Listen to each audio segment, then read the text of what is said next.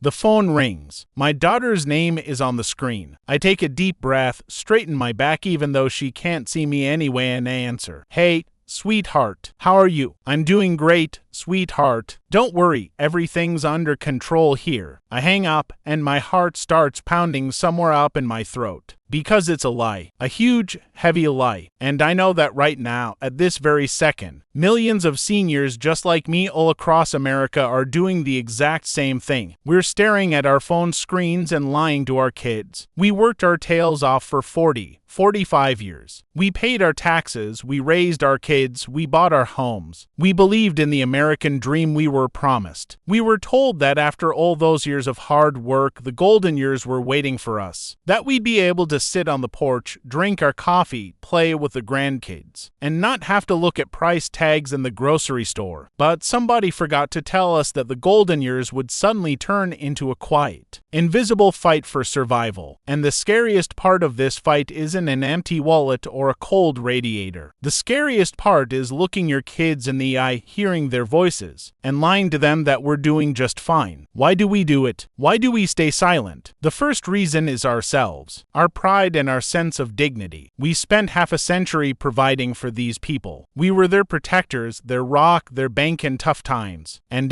now we feel like we're becoming a burden, admitting to your 40-year-old son that you don't have enough money to pay for your prescription meds. That means shattering the picture of the world where you were the strong father. We're terrified they'll see us as old folks who just couldn't hack it. And for us, especially for us men, that sounds like a death sentence. The second reason is the desire to protect them. God, how badly we want to protect them. My daughter lives in the suburbs. She and her husband are stuck with a 7% mortgage. She's got two kids who need braces, a car repair they've been putting off for 6 months, and the constant stress of rising grocery bills. Why should I tell her that I'm choosing between paying the electric bill and buying fresh vegetables? Why should I make her heart break in two? If I tell her about my problems, she won't be able to sleep at night. She'll blame herself. She'll try to give me her last dime, taking it away from her own kids. So I swallow my pride and say, no, sweetheart, I don't need a thing. My pension covers all my expenses. But there's a third reason, the darkest one. It's shame. We were sold a dream that turned out to be a bubble. We played by the rules, but the rules changed while we weren't looking. And when you realize your social security check barely covers the cheapest loaf of bread, you start to feel like a failure. You feel like you didn't prepare well enough, like you messed up somewhere in life. It's shameful to admit it, not just to your kids, but to yourself. And you know what we do instead?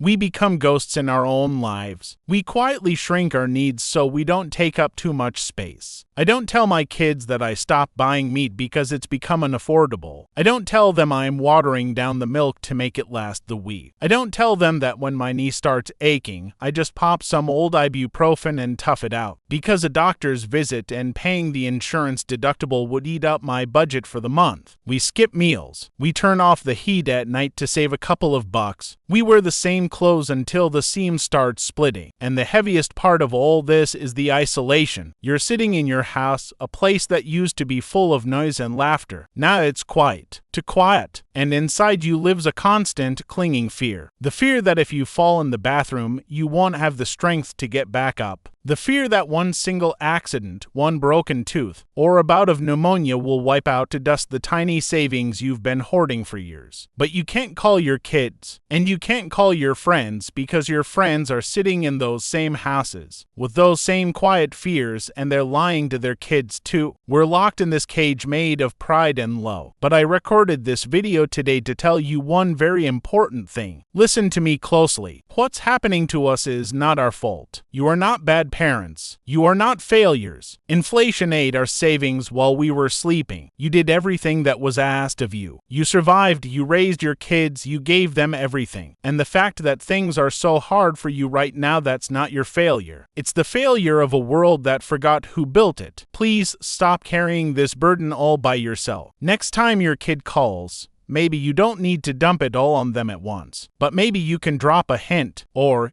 even more importantly, come here to the comments under this video. Tell me what you're hiding. Write about how you're scrimping what you're keeping quiet about. Let's just talk about it. Without shame, without judgment. Here, in this little corner of the internet, we can be honest. Here, we can take off that heavy mask and just be ourselves. I read every single one of your comments, and I promise you, when you read other people's stories, you'll realize you haven't lost your mind, and you are absolutely not alone. This has been Stan. I see you, I hear you, and I'm proud of you for just keeping on, no matter what. Take care of yourselves, and I'll see you in the next video.